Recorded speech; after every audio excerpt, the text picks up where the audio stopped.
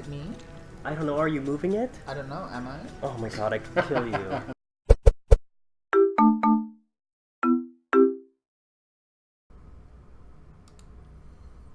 Okay, welcome back everybody to another episode of QUASIGAMING.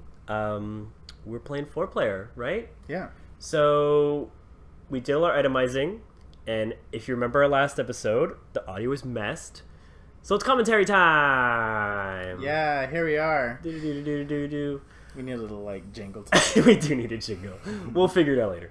We'll fix it in post.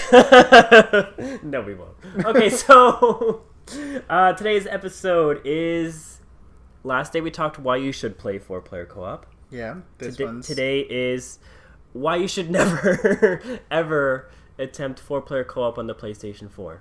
Okay? Maybe not never, but you know. Yes, but like also never. So number one is choosing your items takes forever. Literally. Okay, as you just saw in the intro, I sped it up like I don't know how many thousands of times, but I sped it up because it took us like about 20 minutes to get everything done, and it still wasn't even done. Like it's people still like, oh, I want one last check before we like defeat this thing. Like, oh, let me just quickly like open something. Like everyone always wants to look at their gear like all the time, and just constantly doing that. Eventually, you just have to make house rules. You have to be like, you may only open it when you find a legendary. Otherwise, for anything good, you gotta wait for town time. Yeah. You gotta wait until everybody's bag is full, and then we can all look at it together. For real. Because the game pauses completely. Yeah, you're waiting. Yeah, you have to wait for everyone else to do their thing. You can't look at your items as your friends are defeating monsters. So I'm particularly just enjoying the demon hunter that's like crazy shooting. Yeah. Like... Remember how we had to teach him you can hold it down? Yeah. He was like oh, this is awesome now. Which kind of brings us to number 2, which is there's such a potential to optimize your skills together, but your friends like don't know what they're doing half the time, right? You start to learn, or you're like, hey, maybe I'll use this skill and you can use that skill. And they're like, oh, I would, but I don't want to do that because I want to punch everything. Or like, no, I would do that, but see, I'm a fire mage, so I don't want to slow everything. So like, you have this conversation with your friends. You're like, why won't you synergize with me? And they're just like, no. Yeah, so that's definitely number 2. Is like, there's potential to like, work together and like do your thing, but your friends will be like, no, I'm a fire mage. And then, or you know, I have wings, so I'm gonna just stand in the middle of everything. I'm just gonna look beautiful. Where's he going? I don't know. Who? Where? I think we were having a debate about where to go. I just stuck. Yeah. Number 3, okay? So if you thought there was no chance of hearing the story before, number 3 of never play is now you have 0% chance of hearing what the story is. Like when you play alone, you might accidentally like close a dialogue box, or you might not hear the voices as you're like killing things or whatever, right? And 2-player you have even less chance, 3-player even less chance, 4-player like there's no chance. Like you're not, someone's gonna hit X by accident, someone's gonna accidentally advance the storyline, you're gonna meet the boss, and the boss will be like, oh, you'll never defeat blah, and they'll just die, they'll just be dead before they can even say their piece. So I don't know, 4-players, like if you love games for the story, like it's not gonna happen, and someone's gonna hit a button by accident, and the game's not gonna let you go back, and that's just But I mean, really though, the story is so random anyway. Yeah, like it's why I'm just warning you that, like, you know, maybe not story mode. Maybe if you're really into lore, you know, I think you should play adventure mode. Like here, we're playing story mode because like we're gonna, you know, we want to defeat the game, which is kind of fun. But I think adventure mode might be the way to go with 4 people. Yeah. Number 4, why I never play co-op is you have no idea how much damage you're doing. So you'll see on the screen all these numbers, like 140, 6, like all this stuff, right? Yeah. But it's so unclear who is you, right? Because let's say you get some new gear and you're like, oh, I wonder how good this ability is, right? But you would have to tell your friends like, oh, everybody stop so that I can like test my new skill. Yeah, and really see how it's affecting. Yeah, and it just takes so much time that you're not really going to do that. So you'll equip your new ability, you'll kind of have a sense for how it's going, but all of the numbers that are on screen, you're not really going to know what's you. I think it boils down to just gameplay when it comes to skills. You know, what do you like doing? Do you like running in? Do you like standing off to the side? Are you more of like, you know, a crit person? Do you want to click less buttons? You know, those sorts of things. So, yeah, that's true. The game it lets you have a lot of freedom in that way, so you don't have to like. It's not numbers, especially at this level, you don't have to like maximize that much. Right? We're not level 70. We are not you don't max have anything. Yeah, you don't have to optimize everything at this point. It's too early. Number 5. Reason number 5, you will fight over which direction to go a lot. Yeah, a lot. Because you'll be like, oh, we can go up, but we could have gone left. Yeah. Right? So what was the choice to go up? You know, who made that choice? More of us went that way. Yeah, I think it's me really leading this at this point. I'm running along. Oh, are you one of the few melee? Yeah, so the guy, you know, Javon with the wings is going a totally other direction for a bit. I mean, he's chilling. Yeah, he's doing his thing. He's rolling around. I don't think he's hit anything yet, has he? Well... Oh, no, he's hitting something. Yeah. I guess he shows up periodically. Yeah. He swings and then rolls. Well, that's the thing too, Is right? Hitting it from behind, it totally. We were talking about synergizing your skills. Like, if you don't have a lot of damage, then be using abilities that slow the enemies or that heal people. Like, pick stuff that like helps the team if your damage is really low, right? Like, there's ways to be helpful if your damage is low. Like, maybe you can freeze everything. Maybe you can make enemies deal less damage or take more damage. And like, you should think about that, but I don't know if they will. No, doubt it. Yeah.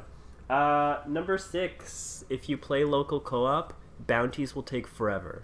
Literally. Yeah, so we haven't shown you bounties yet. We're going to do that later, but it's this mode of the game where you get like all these crafting abilities and crafting materials, and you can like build weapons and do all this stuff.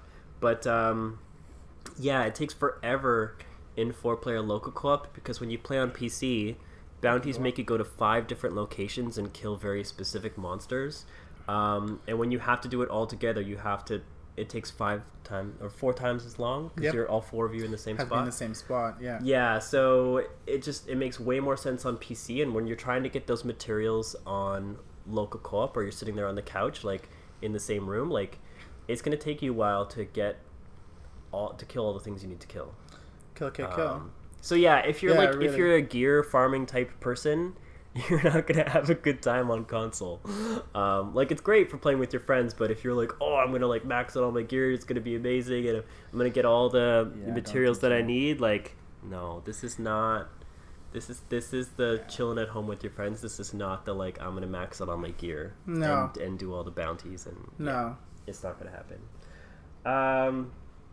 Number 7. So we're playing story mode, but number 7, the problem is story mode ignores that there's 4 of you. Yeah, talks to one of you. Yeah, so if you talk to anyone in town, they're like, thank you, you are the blah blah blah, and you, and it's you and solely you, and it's like, there are so many other people here and you're being so rude right now. You're not the only one who killed that monster. Yeah, and so they always talk to you like it's only you, or let's say you advance from one act to the other, it will just be like, it has to put in a video sequence, and so I think when we were playing, I was the witch doctor, so it always puts in the witch doctor sequence in between.